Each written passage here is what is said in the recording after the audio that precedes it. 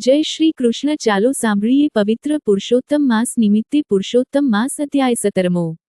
સૂત પુરાણી બોલ્યા, હે મુનિ શ્રેષ્ઠો, ગૌતમીના આશ્વાસનથી સુદેવ શોકમુક્ત થયો અને એણે પોતાના ચિત્તને પ્રભુ ચિંતનમાં પરોવ્યું. આમ ઘણો વખત વીતી ગયો. તેનો પુત્ર 12 વર્ષનો થયો હતો. એક દિવસ દર્ભ અને સમીધ લેવા જંગલમાં ગયો. આ સમયે શુકદેવ પોતાના મિત્રો સાથે કૂવા પાસે રમવા લાગ્યો. બધાને તરતા આવડતું હતું, તેથી બધા કૂવામાં ઉતરીને જળક્રીડા કરવા લાગ્યા. તેઓ કૂવામાં સંતાકુકડી રમી રહ્યા હતા. એવામાં શુકદેવે મિત્રોને છેતરવા માટે ઊંડા જળમાં ડૂબકી મારી. ભાવીનો બોલાવ્યો તે કૂવાના ઊંડા જળમાં આગળ વધ્યો. અહીં તે બરાબર સપડાઈ ગયો. તેણે બહાર નીકળવા માટે ઘણો પ્રયત્ન કર્યો, પણ તેમાં તેને નિષ્ફળતા મળી અને અંતે તે કૂવામાં ગુંગળાઈને મરણ પામ્યો.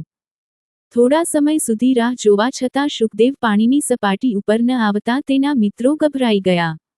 તેઓ દોડીને તેની માતા ગૌતમી પાસે પહોંચી ગયા અને તેમને આ બનાવની જાણ કરી. આ સમયે સુદેવ પણ આવી પહોંચ્યો હતો. આ વાત સાંભળી બંને પતિ પત્ની બેભાન થઈ ગયા.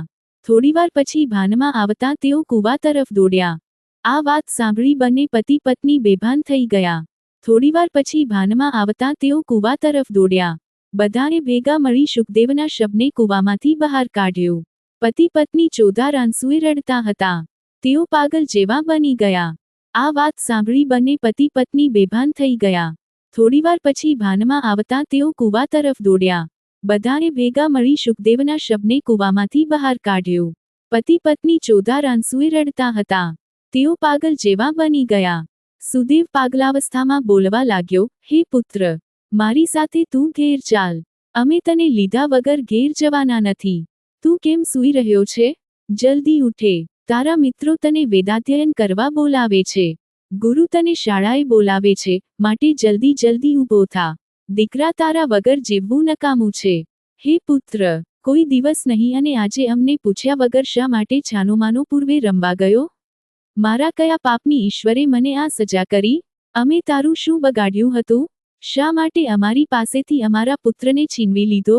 હે દીનદયાળ, હે દયાળુ પ્રભુ, પુત્રવિરહના અગ્નિના તાપથી બળતા અમારું રક્ષણ કરો. હું મારી મૂર્ખાઈનું ફળ ભોગવી રહ્યો છું. મેં હઠ કરીને પુત્ર પ્રાપ્તિ કરી, તેનું જ આ પરિણામ લાગે છે. જે વસ્તુ મારા ભાગ્યમાં ન લખાયેલી હોય, તે મને ક્યાંથી મળી શકે? શ્રી બૃહન્નારદીય પુરાણ ના પુરુષોત્તમ મહાત્મ્યનો સુદેવનો પુત્ર વિલાપ નામનો 17મો અધ્યાય સંપૂર્ણ.